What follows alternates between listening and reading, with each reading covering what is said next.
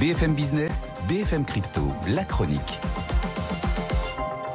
Alors ça va bien, mais il y a quand même eu une petite correction hier, Antoine, sur les cryptos.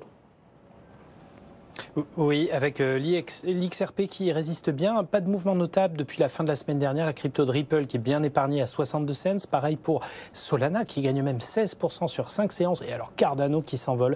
C'est impressionnant, plus 32% en 5 jours. Alors est-ce que ça veut dire qu'on bouge ses positions, on passe de l'Ether et du Bitcoin à des plus petites cryptos ?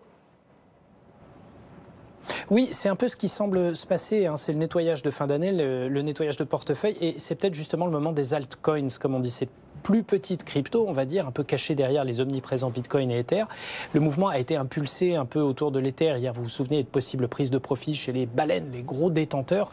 Mais là, sur le Bitcoin, ça devient impressionnant. 2 coups de pression majeurs. Un dimanche soir qui a fait tomber le Bitcoin de 1000 $ d'un coup autour de 42 000. Et un autre, hier après-midi, il est retombé carrément à 40 000. Le calcul est vite fait. Ça fait moins 9% en moins de 24 heures et des positions liquidées qui dépassent largement les 300 millions de dollars.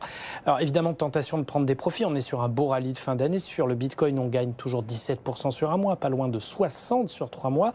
Mais cette forte volatilité prouve qu'on est sur un mouvement de correction qui est sans doute pas fini, à base de prise de bénéfices et aussi appréhension, alors que la semaine va être marquée par l'annonce notamment de la Fed. Et on a vu que la récente poussée des cryptos était aussi en grande partie une réaction à la faiblesse du dollar et aux perspectives américaines de taux.